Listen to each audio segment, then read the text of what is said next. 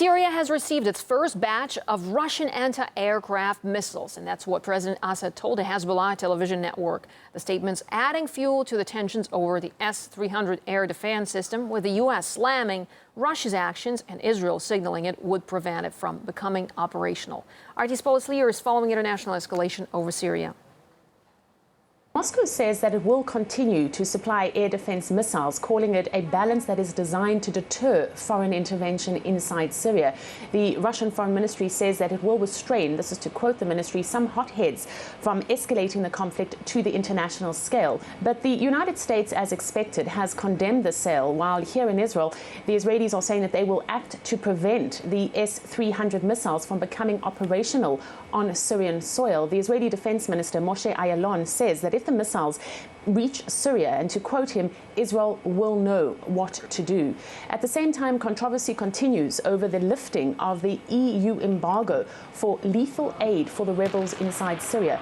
Now, as we know, 25 countries voted against it. Only the UK and France pushed for it, with the German Chancellor Angela Merkel saying that her country will never send arms to the militants in Syria despite this lift.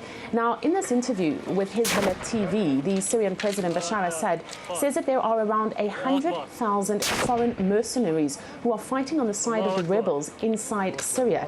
He says that his government will not stand in the way of groups who want to fight for the liberation of the Golan, and he has warned, to quote him from this interview, that the Syrian army will retaliate immediately to another Israeli strike inside Syrian territory.